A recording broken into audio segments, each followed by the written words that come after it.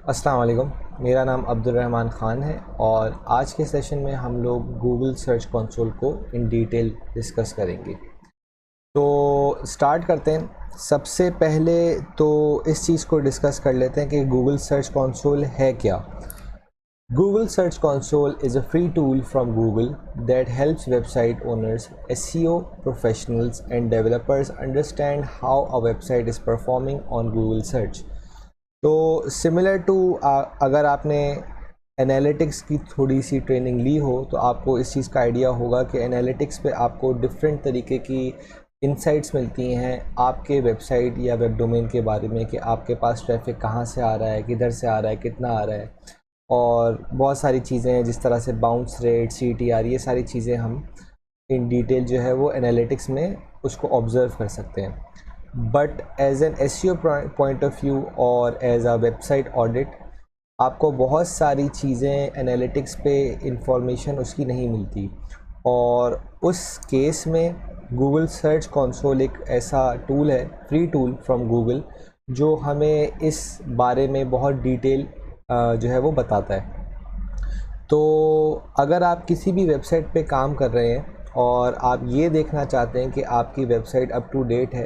According to Google आपके सारे pages जो हैं वो इंडेक्स हो रहे हैं और उनके ऊपर जो ट्रैफिक है वो सही आ रहा है, कहीं रीडायरेक्ट नहीं हो रहा है, तो ये सारी जो इन्फॉर्मेशन है ये आपको सबसे बेस्ट तरीके से गूगल सर्च कंसोल पे अवेलेबल होती है। ठीक है, तो ये चीज़ यहाँ पे भी आपके सामने शो हो रही है। What can you do with search console? Google search console is a great tool to improve a website's appearance on search to bring more relevant traffic to the websites. तो जैसे जैसे आप गूगल सर्च कंसोल पे different तरीके की चीज़ों को observe कर रहे होंगे तो आपको एक बेटर अंडरस्टैंडिंग हो जाती है कि वेदर के आपको किस चीज़ के ऊपर फोकस करना चाहिए इन टर्म्स ऑफ यूज़ेबिलिटी वेबसाइट की, और उसकी रीडेबिलिटी के हवाले से अगर कोई इश्यूज़ है तो आप वो देख सकते हैं। और जैसे जैसे हम गूगल सर्च कंसोल की अलग अलग टर्म्स को समझेंगे तो आपको ये चीज़ें इन डिटेल और समझ में आ जाएंगी। एक चीज़ यहाँ पे मेंशन हुई हुई है कि इट इज़ंट नेसेसरी कि अगर आपके पास गूगल सर्च कंसोल अवेलेबल नहीं है। गूगल सर्च कंसोल की मैं पहले से आपको इस चीज़ को बता देता हूँ कि ये थोड़ा सा एक टेक्निकल SEO वाला एस्पेक्ट होता है, जो बेसिकली एज अ मार्केटियर या एज अ SEO प्रोफेशनल आपको लिंक कर रहा होता है आपके डेवलपर के साथ, क्योंकि इवेंचुअली अगर आपको किसी भी वेबसाइट रिलेटेड इशू को सॉल्व करना है तो इवन इफ़ अगर आपके पास इस चीज़ का एक्सेस नहीं होगा तो आप इस चीज़ को नहीं कर पाएंगे। तो अगर आप ऐसी किसी पोजीशन पर हैं जहां पर आपको इस चीज़ की रिस्पॉन्सिबिलिटी है कि आपको पूरी वेबसाइट को चेक करना है कि उसमें कोई इस तरीके के एरर्स नहीं है और उसकी जो है वो सारे पेजेस इंडेक्स हो रहे हैं, और all of the technical stuff related to the web pages, अगर आपको उन चीज़ की जिसे कहते हैं चेक एंड बैलेंस रखना है तो आपको सर्च कंसोल यूज़ करना पड़ेगा। और देन अगेन उसको यूज़ करते हुए आपको अपने डेवलपर से कोऑर्डिनेट करना पड़ेगा कि फॉर इंस्टेंस अगर आपके किसी पेज पे मसला आ रहा है तो उसका क्या सोल्यूशन है, और इवेंचुअली वो आपको सोल्यूशन या प्रॉब्लम उस डेवलपर से डिस्कस करनी होगी और फिर इवेंचुअली उसका कोई सोल्यूशन निकाल के वो डेवलपर आपको जो है उसको आपकी वेबसाइट पे लाइव कर रहा होगा। तो वर्डप्रेस बेस्ड वेबसाइट्स में इन चीज़ों को जो है वो इन अ वेरी इजी वे आप देख सकते हैं। बट इफ़ आपकी जो है वो हार्ड कोडेड वेबसाइट है या आपकी काफ़ी बड़ी वेबसाइट है जिसके ऊपर आप काम कर रहे हैं, हज़ारों तरीके की प्रोडक्ट्स उसके ऊपर जो है वो अवेलेबल है, लिस्टेड है, तो एट दैट पॉइंट आपको जो है वो डेवलपर की जो है वो हेल्प ज़रूरी होगी। और उसमें फिर ये सर्च कंसोल जो है आपको बहुत हेल्प करता है टू कीप इन ट्रैक के आपकी जो वेबसाइट है वो फुली फंक्शनल है और यूज़र्स को उसको व्यू करने में, उसको ब्राउज़ करने में कोई प्रॉब्लम तो नहीं आ रही। बट देन अगेन अगर आप किसी ऐसी पोजीशन पे हैं जहाँ पे आपकी ये रिस्पॉन्सिबिलिटी है तो definitely you need access and you need knowledge for search console. लेकिन अगर आप किसी ऐसी पोजीशन पे नहीं हैं या आपको इतनी टेक्निकल एस्पेक्ट्स में अपनी वेबसाइट के नहीं जाना, आप एक सिंपल जो है वो मार्केटिंग से रिलेटेड काम में इंटरेस्टेड हैं और जो है आप मोर ऑन द साइट के मैं जो है वो वेबसाइट की जिसे कहते हैं मॉनेटरी वैल्यू के ऊपर आप ज़्यादा काम करना चाह रहे हैं, आप जो है उसके ऊपर जो है ज़्यादा से ज़्यादा सेल जनरेट करना चाह रहे हैं, आप उसको लॉन्ग टर्म पे नहीं देख रहे हैं, तो एट दैट पॉइंट आपके लिए शायद सर्च कंसोल इतना जो है वो नेसेसरी नहीं होगा।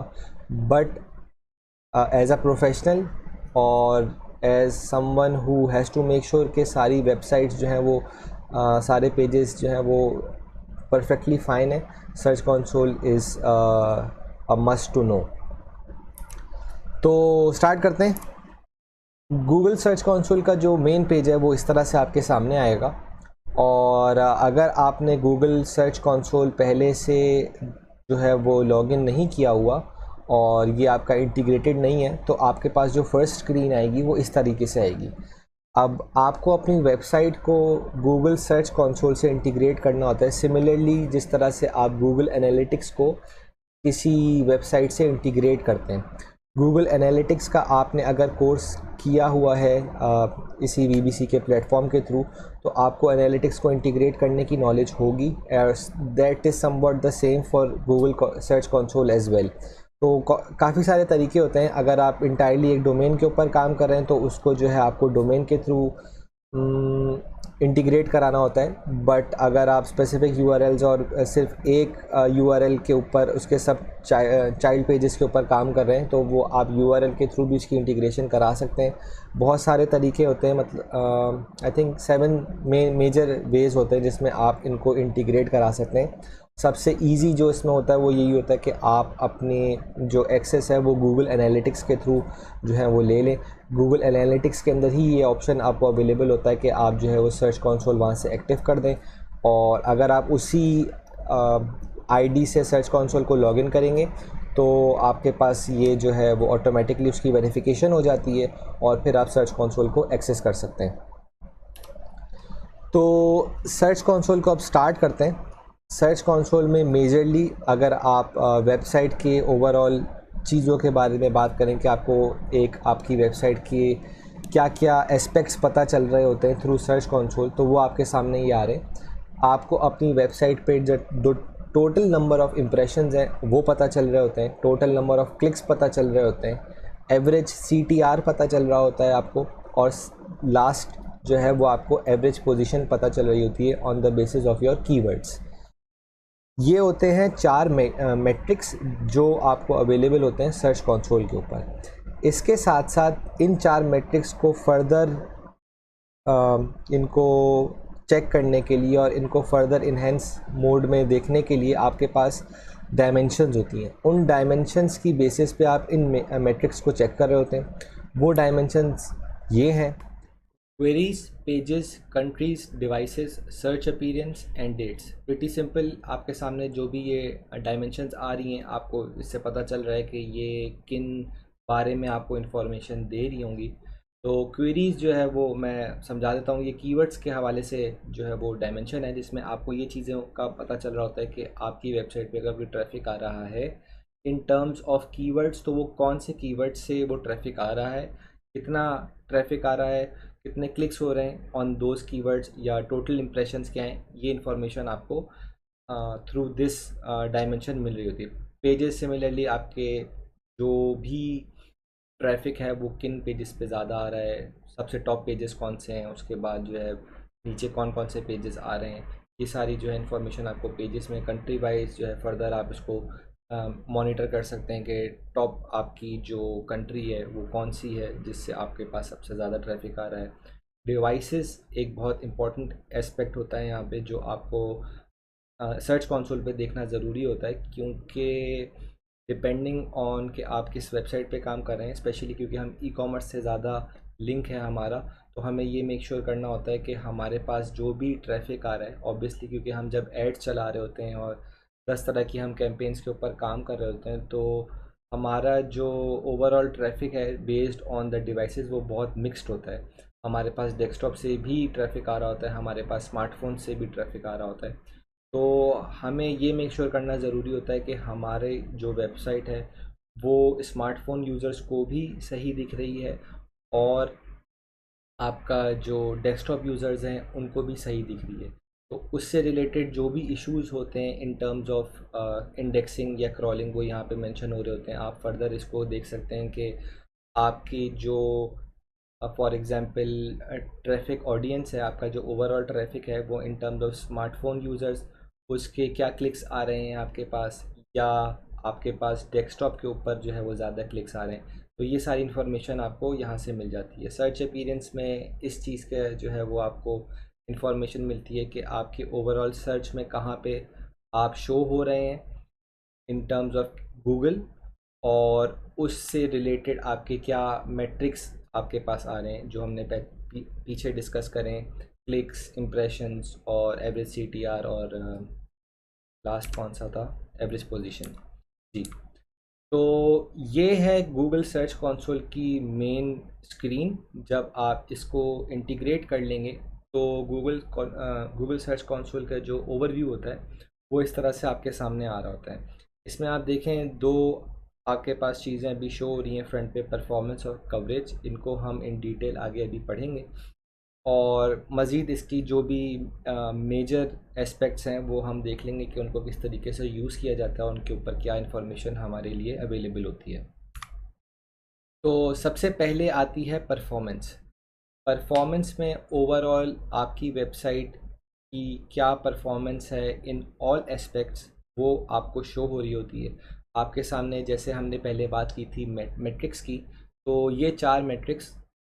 इन the form of colours, in the form of a graph और in the form of numbers आपके सामने आ रहे होते हैं। तो टोटल क्लिक्स आप देखें, जैसे फॉर एग्जांपल इस वेबसाइट के जो है वो ऑलमोस्ट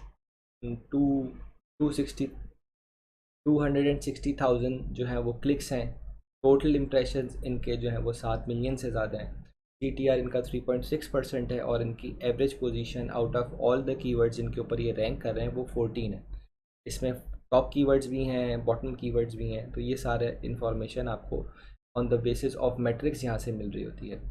जब हमने बात की थी डायमेंशंस की, तो वो आप देखें इन मैट्रिक्स के नीचे ही वो सारी डायमेंशंस जो है आपके सामने अवेलेबल हैं।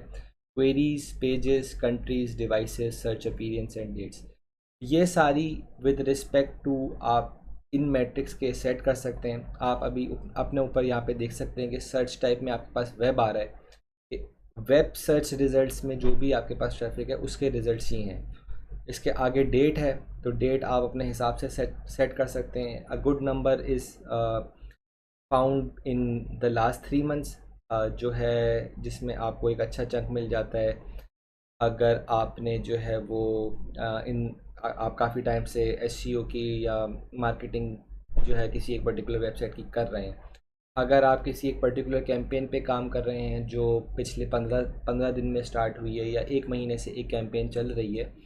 और उसका आप ओवरऑल इम्पैक्ट देखना चाहते हैं, तो वो आप डेट वाइज उसको सेट करके, चेंज करके, उसके ऊपर जो रेलेवेंट इंफॉर्मेशन है वो भी आप देख सकते हैं। अच्छा, ये जो है आपके पास अभी total clicks, impression, CTR, average position, ये सारे जो मैट्रिक्स हैं ये एक साथ आपके सामने अभी क्लिक होकर जो है इन the form of graph show हो रहे हैं, और इनको आप नीचे भी यहाँ पे व्यू कर सकते हैं। अगर आप चाहें for the sake of simplicity आप एक एक मैट्रिक को सेलेक्ट करके भी उनके बारे में जो है वो इन्फॉर्मेशन ले सकते हैं। यहाँ पे क्योंकि मुझे आपको सारे मैट्रिक्स और सारी डायमेंशंस दिखाना था, तो फिर इस वजह से मैंने इसको सबको सेलेक्ट कर लिया। अच्छा, इसमें मैंने जैसे बात करी थी अभी डेस्कटॉप वर्जन की और मोबाइल वर्जन की, तो वो सारी वैल्यूज़, सारी इन्फॉर्मेशन अभी आपको आपके सामने इसमें अवेलेबल है। इसमें मैंने जो है एक नया टैब ऐड करा के उसको जो है वो कंपेयर करवा लिया, और उसमें मैंने इस चीज़ को कंपेयर करवा लिया कि मेरे पास डेस्कटॉप पे कितना ट्रैफिक है और मेरे पास मोबाइल पे कितना ट्रैफिक है। क्योंकि ये जिस वेबसाइट के इंफॉर्मेशन है, जिसका सर्च कंसोल है, वो एक सॉफ्टवेयर है, तो ऑब्वियसली हमारा जो मेन मकसद है यहाँ पे वो हमारे पास ज़्यादा से ज़्यादा वेबसाइट ट्रैफिक लेकर आना फ्रॉम डेस्कटॉप यूज़र्स है, क्योंकि वो जो हमारी सॉफ्टवेयर है वो इवेंचुअली डेस्कटॉप यूज़र्स ही उसको यूज़ कर सकते हैं। तो हमारे लिए इस केस में मोबाइल ट्रैफिक इतना रेलेवेंट नहीं है। तो आपके पास यहाँ पे ये सारी इन्फॉर्मेशन शो हो रही है, तो आपके रिस्पेक्टिवली आपके जो भी डोमेन है उसके ऊपर आपके पास ये इन्फॉर्मेशन आपके पास भी आ रही होगी। तो आप देखें इस केस में जो है वो डेस्कटॉप क्लिक्स हमारे पास इन द लास्ट 3 मंथ्स, और ये जो है एक पर्टिकुलर डे के ऊपर जो डेस्कटॉप क्लिक्स आए हमारे पास वो 2000 आए, मोबाइल पे जो है वो 600 आए। डेस्कटॉप इम्प्रेशंस हमारे जो है वो मोबाइल के मोर देन डबल थे। डेस्कटॉप CTR हमारा मोबाइल से ऑलमोस्ट डबल है। डेस्कटॉप पोजीशंस हमारी मोबाइल से कंसिडरेबली लो हैं, ये क्योंकि एक इन्वर्स नंबर आ रहा है, लेकिन क्योंकि हमारे पास क्लिक्स ज़्यादा अच्छे हैं, हमारी इंप्रेशन ज़्यादा अच्छी हैं, और ऑब्वियसली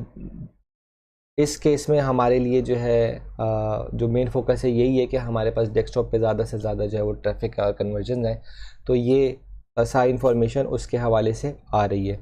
तो ये आप अपने पास भी चेक कर सकते हैं, और डे टू डे आपके पास सारी ये इंफॉर्मेशन आ रही होती है,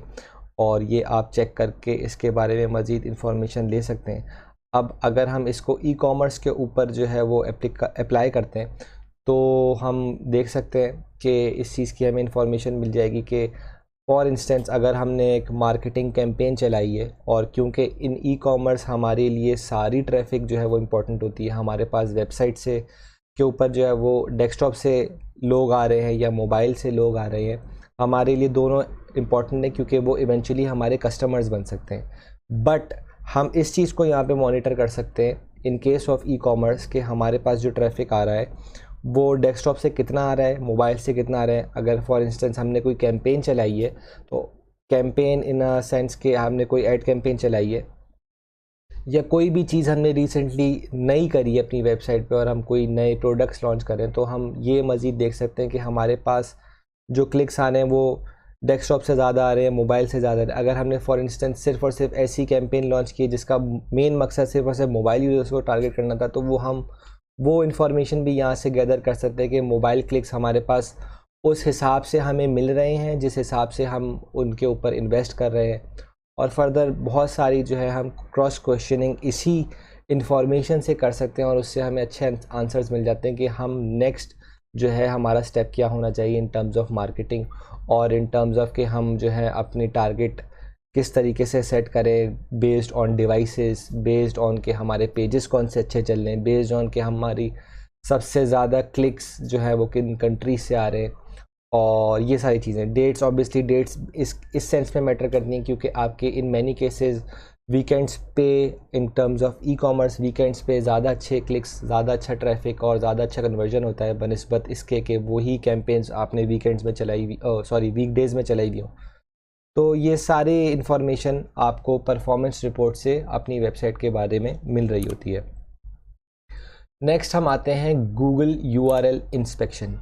तो ये वो सेकंड ऑप्शन है जहाँ से आप जो आप अपने स्क्रीन पे भी अभी देख रहे हैं, इसको आप अपने लेफ़्ट से टैब से भी एक्सेस कर सकते हैं,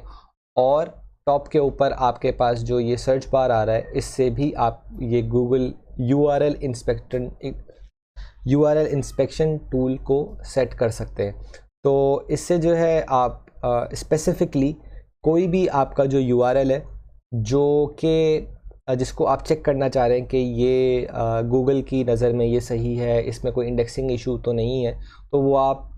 इंडिविजुअली एक वेबसाइट एक URL जो है वो यहाँ पे सेट करके उसके बारे में इंफॉर्मेशन आप गैदर कर सकते हैं। जब आप वो URL कोई भी URL सर्च करते हैं तो आपके सामने एक रिज़ल्ट आता है इन the form of URL inspection, और गूगल इसमें आपको दिखा रहा होता है कि ये URL जो है इन टर्म्स ऑफ गूगल ये सही है या नहीं है। अगर वो URL ठीक होता है तो वो आप जो है वो इंस्टेंटली उसके अकॉर्डिंगली सारी इन्फॉर्मेशन आपके पास आ रही होती है,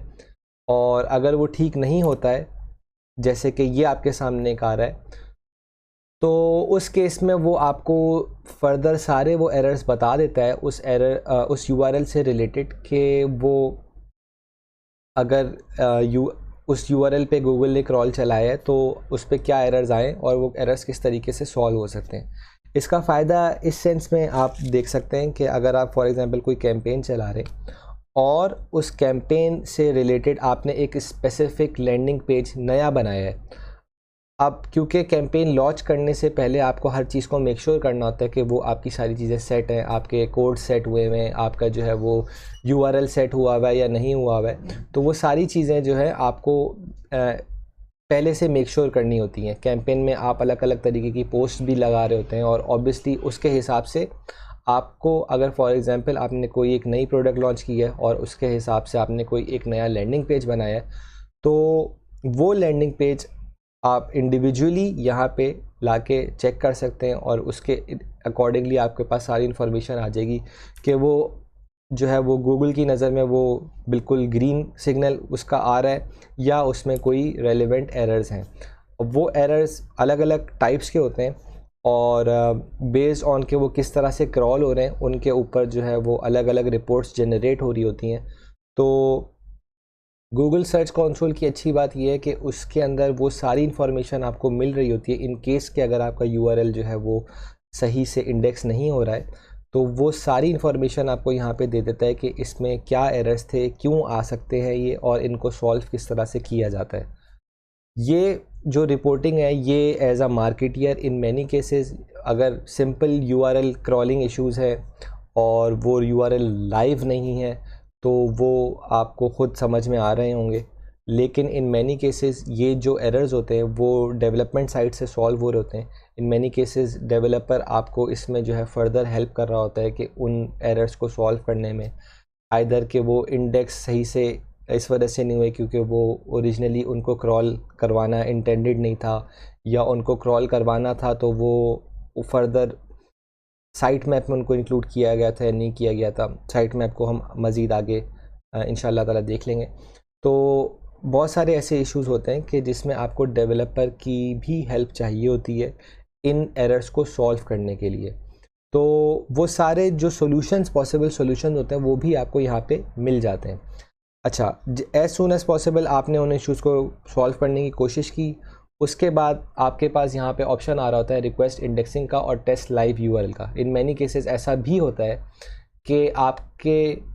हिसाब से वो वेबसाइट का जो पेज या यूआरएल है वो सही है, लेकिन गूगल उसको जो है वो सही तरीके से इंडेक्स नहीं कर रहा होता है। इसमें एक चीज़ इंपॉर्टेंट नोट करने की ये है कि ये जो है ये लाइव रिज़ल्ट्स नहीं होते,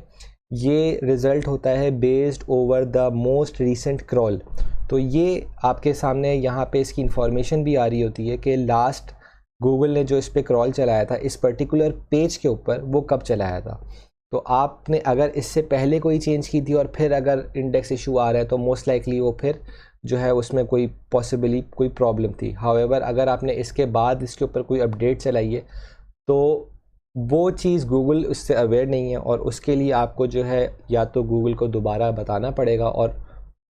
कि आप उसको इंडेक्स कर लें, या आपको पहले उसको खुद लाइव यूआरएल पे टेस्ट करना पड़ेगा। तो टेस्ट लाइव यूआरएल में आपको वो करंटली जो भी आपका पेज है उसके बारे में लाइव इंफॉर्मेशन मिल रही होगी थ्रू अ क्रॉलर कि उसमें क्या इश्यूज़, मतलब इज़ इट वर्किंग करेक्टली और नॉट।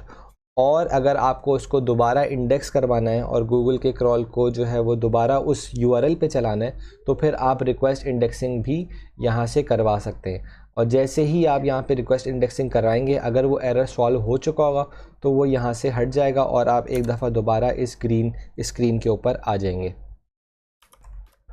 अच्छा, तो नेक्स्ट है हमारे पास कवरेज एंड इंडेक्सिंग। कवरेज में जैसे हमने पहले बात की यूआरएल इंस्पेक्शन की, कवरेज के अंदर आपके पास सारी वो इंफॉर्मेशन आ रही होती है जो कि आपके वेबसाइट और वेब पेजेस से रिलेटेड है और आपके गूगल के नज़र में आपके पेजेस किस तरीके से आ रहे हैं, उन पे कितने एरर्स हैं, कितनी वार्निंग्स हैं, और वो सारी इंफॉर्मेशन इन रिस्पेक्ट टू के गूगल आपकी वेबसाइट को किस तरीके से देख रहा है, वो सब चीज़ें आपको कवरेज के अंदर शो हो रही होती हैं। इसमें भी आपको 4 सेक्शंस में जो है वो डिवाइड करके गूगल दिखा रहा होता है आपकी वेबसाइट को। एरर्स जो है वो हाई प्रायोरिटी है कि आपको एरर्स को जो है मेक श्योर करना है कि वो आपकी वेबसाइट में ना हो। उसके बाद आती हैं वार्निंग्स, वो एक इन अ सेंस वो येलो सिग्नल होता है कि आप उसका जो है सेकंड प्रायोरिटी पे होती है कि आप चाहें तो उनको जो है फिक्स करें डिपेंडिंग कि वो कितनी प्रेसिंग है, और चाहें तो वो ना करें।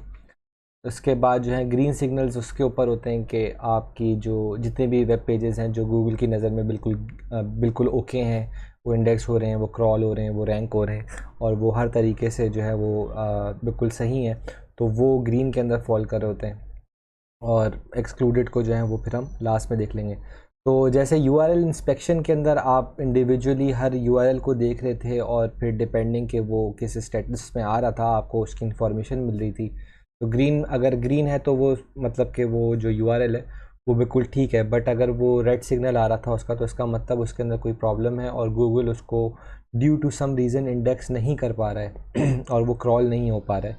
तो वो जो है फिर वो एक एरर के फॉर्म में आपके पास जो है वो शो हो रहा था URL इंस्पेक्शन के अंदर। Errors in the form of coverage जो है आपको वो सारे एरर्स शो कर रहा होता है जो through out your web page या थ्रू आउट योर वेबसाइट जो है वो आपके पास आ रहे हैं। इसमें 1 2 3 10 जितने भी URLs जो क्रॉल नहीं हो रहे किसी वजह से, तो वो सारे एरर्स के अंदर आपके पास शो हो रहे होते हैं। जब आप इनको इंडिविजुअली क्लिक करते हैं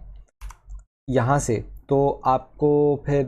जो है वो सारी वो इन्फॉर्मेशन मिलना स्टार्ट हो जाती है जो आप URL इंस्पेक्शन में देख के आए हैं, कि जिसमें जब एक URL एरर की फॉर्म में आपके सामने आ रहा होता है तो उसके अंदर जो भी रेलेवेंट उसकी इन्फॉर्मेशन होती है कि वो लास्ट कब क्रॉल हुआ था और किस वजह से वो क्रॉल नहीं हो पाया या क्या एरर था, और उससे रिलेटेड जो जो भी सॉल्यूशंस होते हैं वो फिर आपको यहाँ पे जो है वो जब आप इन पे क्लिक करते हैं तो वो जिस जिस तरीके से URL इंस्पेक्शन में शो हो रहे होते हैं वो इसी तरीके से यहाँ पे भी शो हो रहे होते हैं। नेक्स्ट हमारे पास आती हैं वार्निंग्स। वार्निंग्स में सारी वो इन्फॉर्मेशन होती है जो due to some reason index हो रहे हैं पेजेस, बट वो जो हैं उनमें किसी न किसी तरीके का एरर है या वो उस तरीके से इंटेंडेड URLs नहीं है जिस तरीके से आपने उनको इंटेंड किया था, और वो सारी इन्फॉर्मेशन जो है वो आपके सामने यहाँ आ रही होती है। इस केस में हमारे पास यहाँ पे जो वार्निंग आ रही है एक URL की, वो आ रही है इंडेक्स 2 ब्लॉक बाय robots.txt। तो इसको मैं थोड़ा सा आपको समझा देता हूँ। robots.txt एक ऐसी फ़ाइल होती है जो कि बेसिकली आपके आप एक क्रॉलर को या एक सर्च इंजन को इन्फॉर्मेशन दे रहे होते हैं कि आपके कौन से पेजेस को उसको क्रॉल करना चाहिए और कौन से पेजेस को उसको क्रॉल नहीं करना चाहिए। तो ये सारी इन्फॉर्मेशन जो है वो गूगल को आप प्रोवाइड कर होते हैं थ्रू robots.txt फाइल। अच्छा, इस केस में जो हमारे पास वार्निंग आ रही है वो इस तरीके से आ रही है कि हमने जो है इस केस में एक URL था जिसको हम चाह रहे थे कि वो जो है इंडेक्स ना हो। अब हम क्यों नहीं चाह रहे थे कि वो URL इंडेक्स हो? वो इस वजह से कि बहुत सारे ऐसे पेजेस होते हैं जो हम नहीं चाहते फॉर वन रीज़न और दी अदर कि वो रैंक हो रहे हों। इसकी सबसे कॉमन एग्जांपल इस तरीके से होती है कि आप ये कंसिडर करेंगे कोई ऐसा वेब पेज है जो अकाउंट लॉगिन इन्फॉर्मेशन प्रोवाइड कर रहा होता है, और वो वेब पेज के अंदर जो इन्फॉर्मेशन है वो सिर्फ़ और सिर्फ उनके लिए अवेलेबल है जो वहाँ पे अकाउंट लॉगिन कर रहे हैं, या इन अ सेंस कि ऐसा for instance thank you page है। अब थैंक यू पेज एक ऐसा पेज है जो जब कोई बंदा परचेज़ कर लेता है उसके बाद उसको शो हो रहा होता है, but in many cases e-commerce websites इस चीज़ को प्रमोट करती हैं या ये चीज़ प्रैक्टिस करती हैं कि वो थैंक यू पेज जो है वो इंडेक्स ना हो रहा हो या वो रैंकिंग के अंदर जो है कहीं ना कहीं ना आ रहा हो कि कोई नॉर्मल यूज़र भी उसको एक्सेस कर ले। तो इस वजह से robots.txt जो वो फाइल है उसके अंदर ऐसे URLs को हम ऐड कर होते हैं जिनको हम नहीं चाह रहे होते कि वो रैंकिंग्स में आए या वो इंडेक्स हों। तो इस केस में जो है हमने चाहा कि हम किसी एक URL को जो है वो इंडेक्स ना करें, बट इवन दो कि हमने उसको robots.txt फाइल के अंदर ऐड कर दिया था, स्टिल वो जो है due to some reason index हो रहा है, and there is a chance कि कोई यूज़र उसको एक्सेस कर लेगा और वो जो है इवन दो कि शायद रैंकिंग में ना आए बट एट सम पॉइंट वो शायद एक्सेसिबल हो फ्रॉम द यूज़र। तो ये इन्फॉर्मेशन आपको यहाँ पे मिल रही थी कि ये इंडेक्स हो रहा है ड्यू टू वन रीज़न और दी अदर। अच्छा, एक चीज़ मैं यहाँ पे क्लियर कर दूँ कि ऐसा कतई नहीं है कि अगर आप कोई एक URL को robots.txt फाइल में डाल देंगे तो इसका मतलब ये 100%ली ऐसा होगा कि वो URL जो है वो गूगल क्रॉल नहीं करेगा। गूगल की क्रॉलिंग को हेल्प होती है robots.txt फाइल और साइट मैप्स जो हम आगे पढ़ेंगे कि वो आपकी साइट के को मज़ीद जो है वो एक स्ट्रक्चर फॉर्म में बना सके कि इनकी वेबसाइट में कहाँ कहाँ जो है वो किस किस तरीके से पेजेस पड़े हुए और किन कैटेगरीज़ के अंदर पड़े हुए। तो अगर आप किसी भी एक URL को robots.txt फाइल में ऐड कर रहे हैं या उनको जो है वो इंडेक्स नहीं करा रहे, तो इसका मतलब ये नहीं है कि वो इंडेक्स नहीं हो रहे होंगे। इसका क्योंकि गूगल जो है वो बहुत तरीक़ों से जो है वो इंडेक्स करा रहा था, और यहाँ पे जो इस वार्निंग का मकसद है वो यही है कि इवन दो वो robots.txt फाइल में ऐड हुआ है, देयर इज़ अ वे कि जिसकी वजह से वो पेज इंडेक्स हो रहा है। अब वो क्यों हो रहा है, वो उसकी रीज़न्स यहाँ पे हम जो है वो जो उसके सॉल्यूशन है उसके अंदर ये प्रॉबेबली बात आ रही होगी। एक वजह ये भी हो सकती है कि वो robots.txt फाइल में तो था, बट हमने उसका नो इंडेक्स टैग नहीं ऐड किया था। बहुत सारे पेजेस जिनको हम इंडेक्स नहीं कराना चाह रहे होते हैं उनको हम सिर्फ़ और सिर्फ robots.txt फाइल के अंदर ऐड नहीं कराने के साथ साथ हम उनको नो इंडेक्स भी कर रहे होते हैं। नो इंडेक्स एक ऐसा टैग होता है जो आप हर उस पेज के ऊपर ऐड कर सकते हैं जो आप इंडेक्स नहीं कराना चाह रहे। तो जब गूगल क्रॉल करता है, तो गूगल जब भी क्रॉल करता है किसी भी पेज को, तो वो उसके कोड को क्रॉल करता है और उसमें वो सारी चीज़ें वो देख रहा होता है कि वो सारी वेब मास्टर के हिसाब से हैं और जो जिस तरीके से उनको होना चाहिए उस तरह से है या नहीं है। और फिर वो उस हिसाब से उसके अंदर जितने भी लिंक्स आ रहे होते हैं वो उनको भी फर्दर क्रॉल करता है कि इस लिंक से मैं इस लिंक पे जा रहा हूँ, इस लिंक से मैं इस लिंक पे जा रहा हूँ, और फिर वो उस हिसाब से आपकी साइट का स्ट्रक्चर बनाना होता है। तो अगर फॉर एग्जांपल एक ऐसा URL है जिसके ऊपर नो इंडेक्स का टैग लगा हुआ है, तो गूगल उसको फर्दर क्रॉल नहीं करेगा और वो उसको जो है वो नो इंडेक्स के अंदर डाल देगा। तो मोस्ट लाइकली यहाँ पे केस यही हो सकता है कि वो जो पेज है वो robots.txt के अंदर तो शो हो रहा है, बट उस पेज के ऊपर नो इंडेक्स का टैग नहीं लगा हुआ, और जिसकी वजह से जो है वो पेज जो है वो इवन दो कि वो robots.txt में है वो इंडेक्स हो रहा है।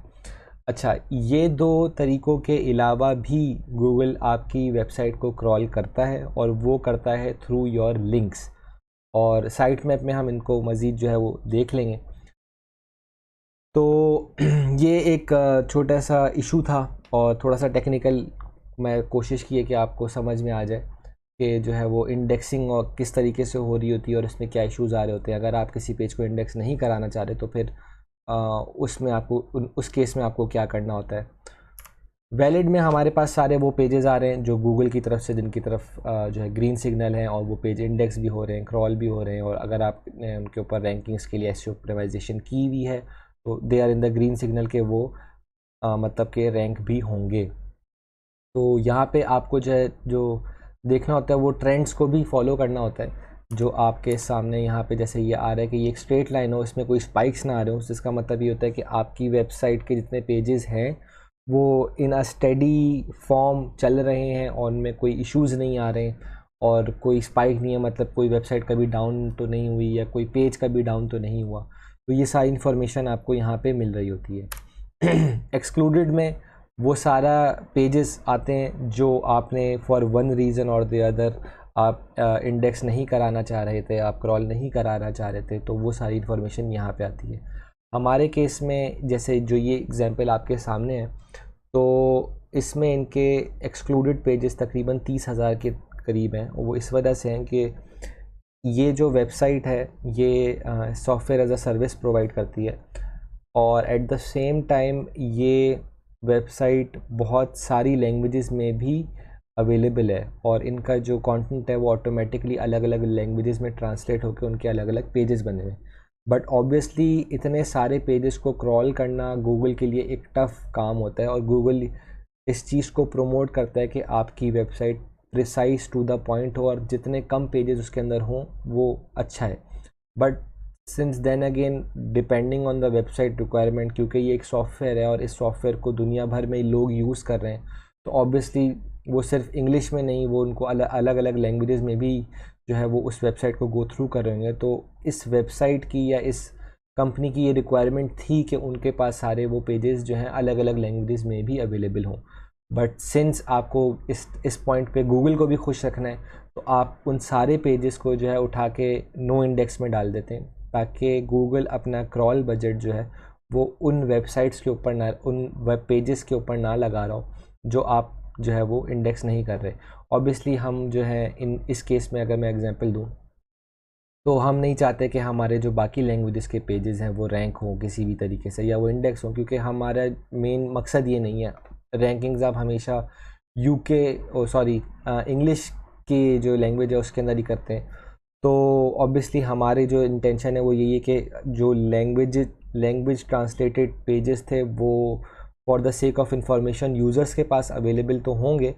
और वो डायरेक्टली उनको वहाँ से एक्सेस कर सकते हैं through changing the language. But then again, क्योंकि अगर उसको हम स्पेसिफिकली एक पेज बना देंगे, मतलब इन द फॉर्म के हम गूगल को उसको इंडेक्स भी करवा रहे होंगे, क्रॉल भी करवा रहे होंगे, तो गूगल को बहुत ज़्यादा और पेजेस को क्रॉल करना पड़ेगा और फिर वो एक नेगेटिव पेनल्टी पे आएगा कि आपको पास इतने सारे पेजेस हैं और वो जो है एक ज़्यादा बजट यूटिलाइज़ हो रहा है गूगल का इन द फॉर्म के उनका क्रॉलर ज़्यादा जो है वो पेजेस को क्रॉल कर रहा है, तो आप जो है वो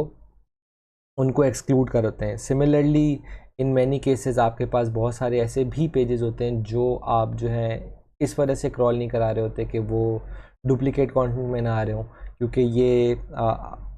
ट्रांसलेटेड पेजेस में बहुत दफ़ा ऐसा होता है कि वो पेजेस मैनुअली ट्रांसलेट नहीं हो रहे होते, वो ऑटोमेटिकली ट्रांसलेट हो रहे होते हैं और इन दैट केस जो कंटेंट हो रहा आता है वो कॉपीड होके आ रहा होता है।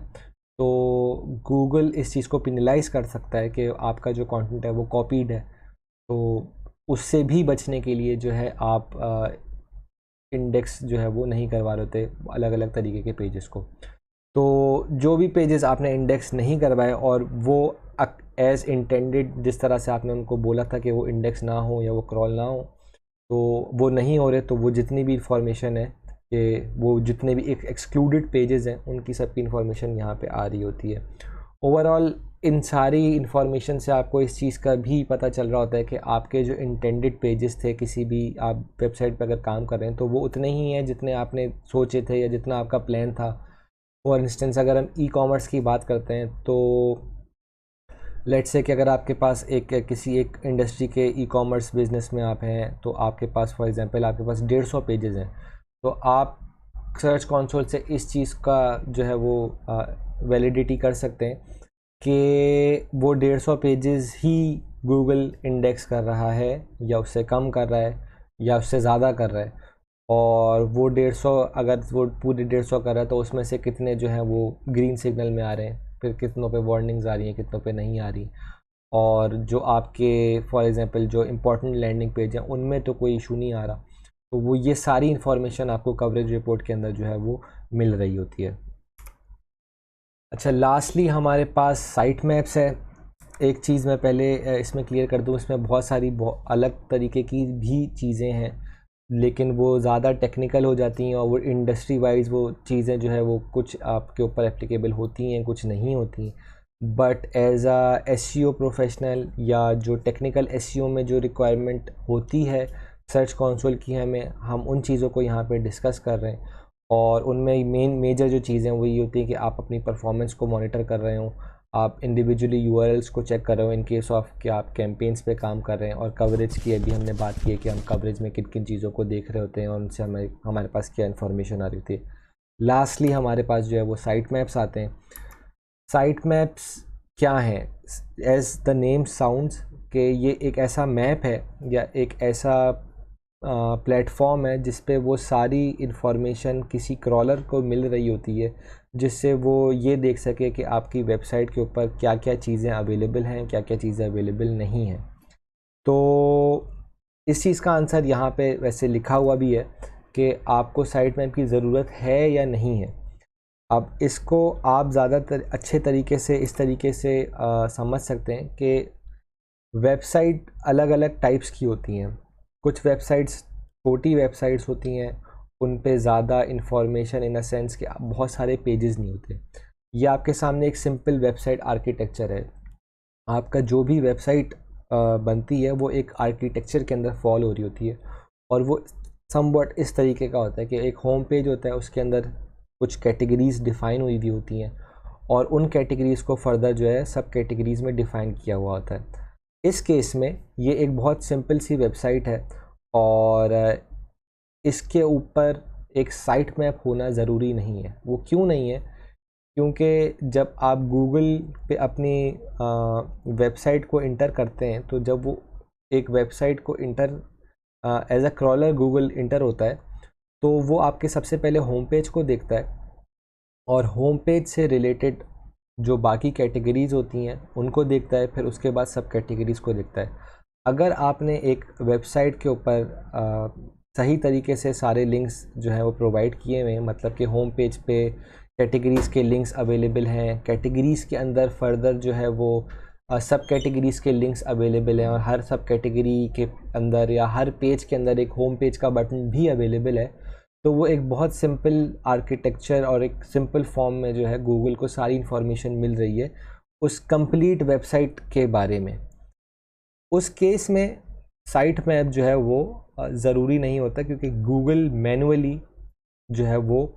आपकी वेबसाइट को पूरी तरीके से गो थ्रू कर रहा होता है। हाउएवर, ये होता है कॉम्प्लेक्स वेबसाइट आर्किटेक्चर। इस केस में आप देखें कि आपकी वेबसाइट पे बहुत सारे टैब्स हैं, बहुत सारी लेयर्स के अंदर जो है वो काम हो रहा है, और उसके अंदर कैटेगरीज़, फिर सब कैटेगरीज़, उनकी मज़ीद जो है वो सब कैटेगरीज़। इसकी एग्जांपल आप इस तरीके से ले सकते हैं कि आप अगर दराज को एग्जांपल कंसिडर करें, तो दराज का होम पेज है, उसके बाद उनकी बहुत ज़्यादा जो है वो सब कैटेगरीज़ हैं, उन सब कैटेगरीज़ के अंदर मज़ीद कैटेगरी हैं। जैसे फॉर इंस्टेंस इलेक्ट्रॉनिक डिवाइसेस उनकी एक कैटेगरी है, उस कैटेगरी के अंदर जो है वो मोबाइल फ़ोन्स भी आते हैं, तो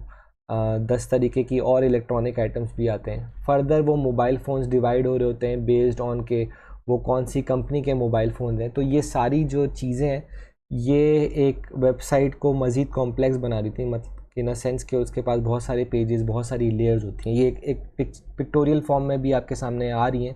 कि ये अलग अलग जो है वो वेबसाइट के अलग अलग कैटेगरीज़, उनके अंदर बहुत सारी मज़ीद और ऑप्शन आ रहे हैं। तो इस केस के अंदर वेबसाइट को क्रॉल करना एक क्रॉलर के लिए मुश्किल हो जाता है, क्योंकि उसके पास वो रेलेवेंट इन्फॉर्मेशन नहीं होती कि कौन सा पेज किस कैटेगरी में फॉल कर रहा है, उसका दूसरे पेजेस से क्या लिंक है, और टोटल नंबर ऑफ़ पेजेस कितने हैं, क्योंकि ये सारी चीज़ें इस चीज़ के ऊपर डिटरमिन हो रही होती हैं कि आपने लिंकिंग कितनी अच्छी की हुई है। अगर आप अपनी वेबसाइट को प्रॉपर्ली लिंक कर रहे हैं, हर पेज अपने पेरेंट पेज से प्रॉपर्ली लिंक्ड है, सारे पेजेस होम पेज से प्रॉपर्ली लिंक हुए हुए, तो वो ऑटोमेटिकली एक अच्छी जो है वो एक आर्किटेक्चर बन जाती है, जो क्रॉलर बहुत आसानी से क्रॉल कर सकता है। और वो ऑब्वियसली आपको फर्दर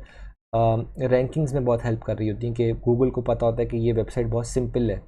इन अ सेंस के यूज़र जो है वो इसके ऊपर बहुत इजीली जो है वो ब्राउज़ कर सकता है। बट इन मैनी केसेस आपकी वेबसाइट पे इस चीज़ को करना मुश्किल होता है, और डिपेंडिंग ऑन कि आपके पास पेजेस कितने हैं, आपको इस चीज़ को चेक करना जो है वो ज़रूरी हो जाता है कि आपके सारे पेजेस सही से क्रॉल हो रहे हैं या इंडेक्स हो रहे हैं या नहीं हो रहे हैं। तो उस केस में आपको अपनी वेबसाइट का एक साइट मैप जो है वो गूगल को दिखाना होता है, गूगल सर्च कंसोल में ऐड कराना होता है कि भाई ये मेरा साइट मैप है, और मेरे मुताबिक ये वेबसाइट का वो चंक है जो तुम्हें क्रॉल करना है या नहीं करना है। उस साइट में वो सारे इन्फॉर्मेशन, ये जो आपके सामने आर्किटेक्चर आ रहा है, वो इन the form of URLs, in the form of text जो है वो साइट मैप में शो हो रहा होता है कि कितने मेन पेजेस हैं, सब पेजेस कितने हैं, होम पेजेस के अंदर उनकी सब कैटेगरीज़ क्या हैं। तो ये सारी इन्फॉर्मेशन जो है वो साइट मैप्स के अंदर आपके सामने शो हो रही होती है। तो इस वजह से साइट मैप ज़रूरी हो जाता है। अगर आप साइट मैप के ऊपर काम कर रहे हैं, तो जो है वो आ, आप सबसे पहले तो ये मेक श्योर करें कि आपकी वेबसाइट के ऊपर साइट मैप ज़रूरी है या नहीं है। अगर आप न्यू वेबसाइट पे काम कर रहे हैं, single product website, drop shipping website है, सिंगल प्रोडक्ट पेज वेबसाइट्स होती हैं जो हम ई-कॉमर्स में ज़्यादातर इन पे काम करते हैं,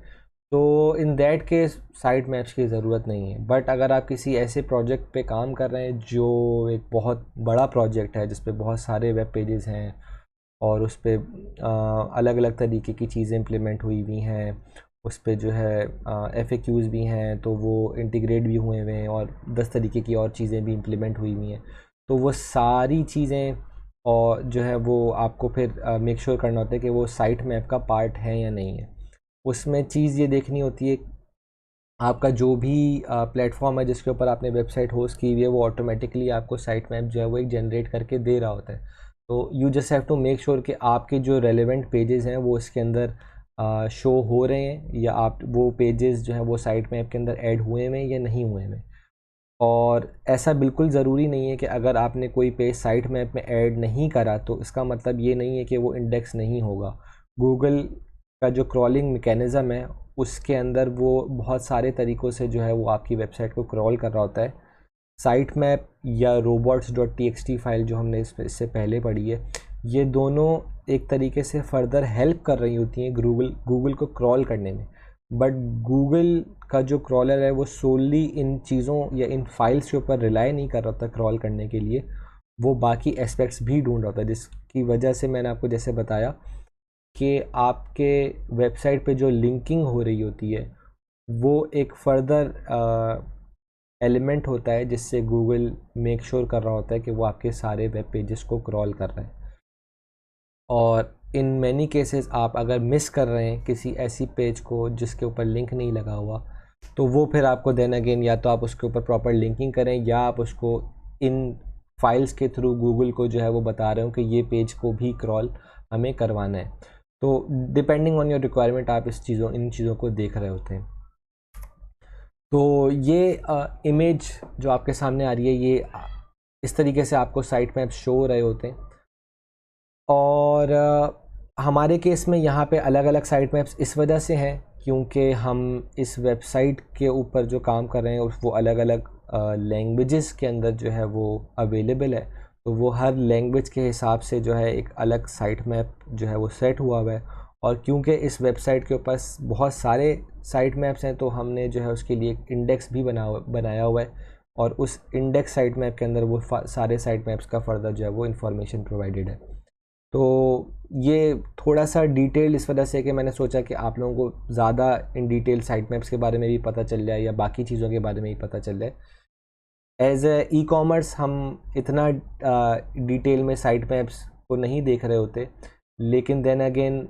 अगर हम एज अ एसईओ प्रोफेशनल या कंटेंट मार्केटियर काम कर रहे हैं कहीं किसी प्रोजेक्ट पे, तो ऐसा ना हो कि हमारे लिए कोई चीज़ नहीं हो। इस वजह से मैंने कोशिश ये की है कि ज़्यादा से ज़्यादा इन्फॉर्मेशन आपको इसके थ्रू मिल जाए। तो ये अगर आपकी वेबसाइट पे साइट मैप पहले से ऐड हुआ है तो वो आपको यहाँ पे शो हो जाएगा, और उसके स्टेटस के अंदर जो है आपके पास जो है वो आ जाएगा कि वो सक्सेस है या वो फेलियर है, उसमें कोई एरर है। और उस साइट मैप के थ्रू गूगल का जो क्रॉलर है वो जितने भी यूआरएल्स को एक्सेस कर रहा होगा वो इन the form of discovered URLs आपको यहाँ पे शो हो रहा होगा। तो इससे जो है आपको फर्दर पता चल जाएगा कि आपने अगर अपने साइट मैप में फॉर इंस्टेंस 200 पेजेस ऐड करे हुए हैं तो वो सारे यूआरएल्स जो हैं वो डिस्कवर हुए हैं, वो सारे URLs through your site map crawl हो रहे हैं या नहीं हो रहे हैं, तो वो इन्फॉर्मेशन आपको यहाँ से मिल जाती है। और अगर आप नई वेबसाइट पे काम कर रहे हैं एंड यू थिंक कि आपको आपकी वेबसाइट पे साइट मैप जो है ज़रूरी है क्योंकि आपकी वेबसाइट थोड़ी बड़ी है, तो अगर आपके पास यहाँ पे कोई भी साइट मैप ऐड नहीं होगा तो ये पूरा जो सेक्शन है वो एम्प्टी होगा, और यहाँ पे आपको जो है वो साइट मैप ऐड करना होगा। और साइट मैप जो है हमेशा आपकी वेबसाइट के अंदर जो है वो ऐड हो रहा होता है। तो फॉर एग्जांपल आपकी वेबसाइट www.example.com आपकी वेबसाइट है, तो वो जो साइट मैप होगा वो /sitemap.xml के फॉर्म में जो है आपकी वेबसाइट पे अपलोड हुआ होगा, और वही सेम लिंक आप यहाँ पे लगा देंगे और उसको सबमिट करेंगे तो वो गूगल आपका जो क्रॉलर है वो आपके साइट मैप को एक्सेप्ट कर लेगा और फिर उस साइट मैप को वो फर्दर क्रॉल करेगा जो भी उसमें रेलिवेंट इन्फॉर्मेशन है उसके हवाले से। तो this wraps up site map. इसके साथ साथ हमारा जो सर्च कंसोल का सेशन था वो भी ख़त्म होता है। आई होप कि आप लोगों ने इन्फॉर्मेशन ये जो है वो हज़म कर ली होगी। अगर नहीं करी हो तो इसको दोबारा गो थ्रू कर लीजिएगा। मैं दोबारा से इस चीज़ को आपको मेंशन कर दूं कि गूगल सर्च कंसोल की इन्फॉर्मेशन या एक्सपर्टीज़ सिर्फ़ और सिर्फ उस सूरत में ज़रूरी है जब आप स्पेसिफ़िकली टेक्निकल एसईओ के ऊपर काम कर रहे हैं या आपके पास ऐसी कोई रिस्पॉन्सिबिलिटी है जिसमें आपको मेक श्योर करना है कि आपके सारे जो रेलेवेंट पेजेस हैं, यूआरएल्स हैं, वो सही से चल रहे हैं या नहीं चल रहे हैं। तो ये टेक्निकल एसईओ का एक पार्ट है। और अगर आप ऐसी किसी पोजीशन पे या ऐसे किसी वेब प्रोजेक्ट पे काम कर रहे हैं तो डेफ़िनेटली आपको इस चीज़ की इंफॉर्मेशन जो है वो ज़रूरी है, और आई होप कि ये आपके लिए हेल्पफुल हुआ होगा। But as a general aspect search console ज़रूरी नहीं है। और एज अ सिंपल मार्केटियर जो स्पेसिफिकली जिसे कहते हैं कंटेंट पे फोकस्ड है या एड कैंपेन्स पे फोकस्ड है या ओवरऑल सेल्स पे फोकस्ड है, उनके लिए सर्च कंसोल इतनी ज़्यादा ज़रूरी चीज़ नहीं है। तो अगर आप इस चीज़ को नहीं भी करते या इस चीज़ को नहीं भी इम्प्लीमेंट करते तो ऐसा कोई नुकसान नहीं है, एज़ लॉन्ग एज़ कि आप इस रिस्पॉन्सिबिलिटी पे हैं कि आपको जो है ये सारी चीज़ों को मेक श्योर करना है। तो एनीवे ये इंफॉर्मेशन इम्पॉर्टेंट है, और ये जो है वो एक प्रोजेक्ट के अंदर अगर आप एक बड़े प्रोजेक्ट पे काम कर रहे हैं तो ये इन एनी केस जो है आपको करनी ज़रूरी ही होती है। बट क्योंकि हम एक ई कॉमर्स की फ़िज़ा के अंदर बात करें तो इस वजह से मैंने ये सोचा कि आपको बता दूं कि हर केस के अंदर जो है वो सर्च कंसोल की जो चीज़ें हैं वो आपको देखना ज़रूरी नहीं है। बट देन अगेन ये इंडस्ट्री वाइज जो है वो चीज़ें वेरी कर रही होती हैं।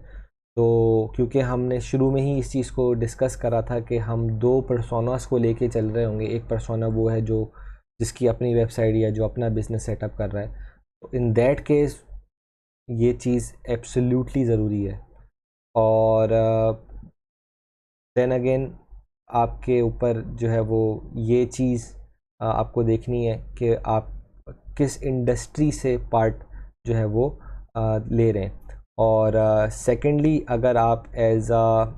एसईओ प्रोफेशनल काम कर रहे हैं और आप कंटेंट और एसईओ दोनों चीज़ों को देख रहे हैं तो उस केस में फिर आपकी रिक्वायरमेंट या आप जिस भी प्रोजेक्ट पे काम कर रहे हैं उनकी रिक्वायरमेंट्स पे डिपेंड करता है कि वो आपको इस चीज़ का एक्सेस प्रोवाइड कर रहे हैं कि वो ये चाहते हैं कि आप जो है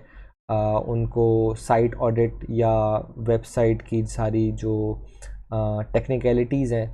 उनके ऊपर वो आपको काम करवाना चाहते हैं या नहीं चाहते हैं। अगर उस केस में आपको जो है वो फिर इन चीज़ों को देखना पड़ेगा। तो अगर ये चीज़ें आपको समझ में आ गई हैं तो वेल एंड गुड। ऐसा हो सकता है क्योंकि ये एक बहुत ज़्यादा टेक्निकल एस्पेक्ट आ गया एसईओ के अंदर, तो आप इसको दोबारा भी गो थ्रू करें। और फिर भी अगर क्वेश्चन है तो आप वो क्वेश्चन आंसर सेशन में आपके जो भी क्वेश्चन है वो आप ऐड कर सकते हैं, और फिर हम उनको मज़ीद देख लेंगे कि आपकी जो भी क्वेरी है इससे रिलेटेड। तो इंशाल्लाह ताला नेक्स्ट सेशन हमारा जो है वो गूगल एनालिटिक्स के ऊपर होगा, और जो जितनी भी चीज़ें हैं एनालिटिक्स से रिलेटेड, एनालिटिक्स किस तरीके से यूज़ करना चाहिए और जो भी चीज़ें वो फिर इंशाल्लाह हम उस सेशन में देख लेंगे। तो I will see you guys over there. अस्सलाम वालेकुम।